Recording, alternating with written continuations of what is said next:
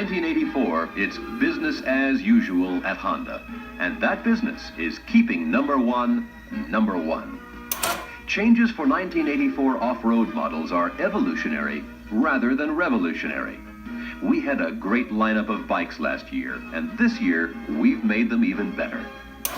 We've refined the innovative designs that were introduced a few years ago and included some new ones to keep Honda out in front in the years ahead.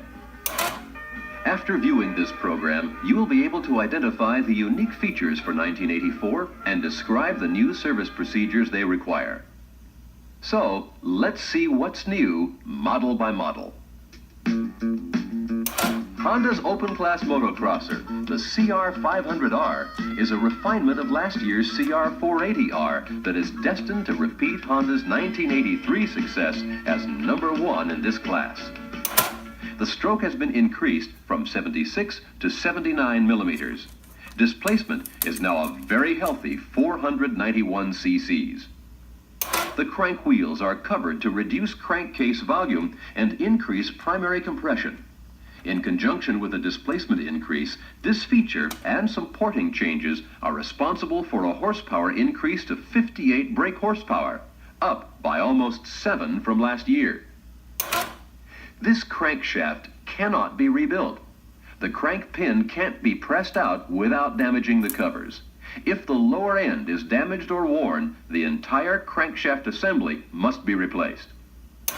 The drive sprocket has been moved to the left side, resulting in a narrower, lighter swing arm. The sprocket is held in place with a single bolt backed up by a conical washer. A small external ignition rotor and pulse generator are new for this year.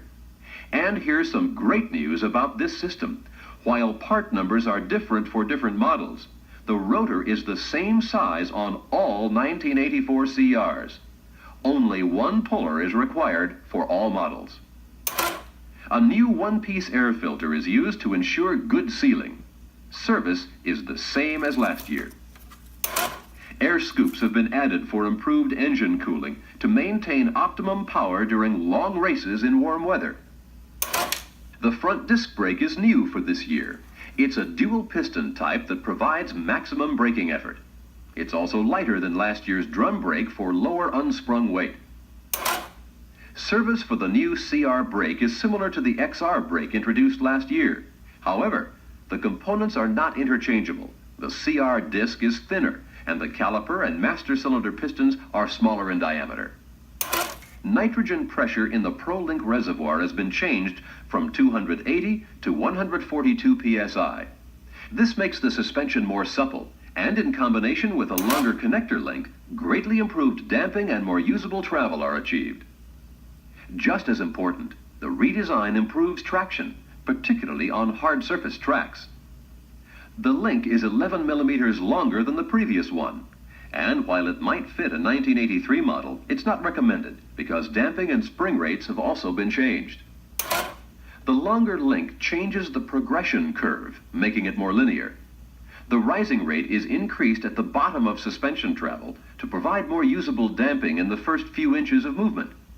At high suspension compression, the rising rate is decreased to permit full travel to be used. And here you can see that the rear brake pedal has been moved inside the frame. Just one more refinement for the new CR500R. Let's look at what's been done to the CR250R. As with past models, the 250 continues to benefit from the Works Bike program. Like the 500, the CR250R has covered crankshaft wheels, the new standard-sized ignition rotor and pulser, redesigned ProLink, and the dual-piston front disc brake. And it has something else, an innovative new exhaust system that increases low and mid-range power without compromising the top end. In fact, it has permitted a redesign of the expansion chamber that's netted a 4.5 horsepower gain. Called ATAC, Automatic Torque Amplification Chamber, the system varies the volume of the expansion chamber according to engine speed for an ideal, no-compromise power curve. Here's how it came about. A large volume chamber increases the duration of the reflected positive pressure wave in the exhaust system. This reduces the amount of exhaust charge entering the cylinder and diluting the combustion charge at low engine speed. As a result, the combustion charge is more efficient at low and mid-range.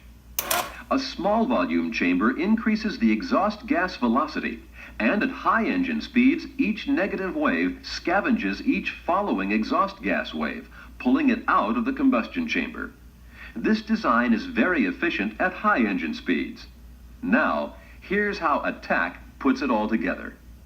At low engine speed, the ATAC valve is open to increase expansion chamber volume and minimize the amount of reflected positive exhaust wave that dilutes the combustion charge. At high engine speed, the ATAC valve is closed. This decreases expansion chamber volume and increases the speed of negative exhaust waves to improve exhaust gas scavenging. Truly, ATAC provides the best of both designs in a single system. That's what it does. Now, let's see how it does it. A small centrifugal governor, driven by the crankshaft, controls the movement of the ATAC valve relative to engine speed. At low engine speed, the governor is relaxed. Spring pressure holds the ATAC valve open and allows exhaust gas to enter the chamber.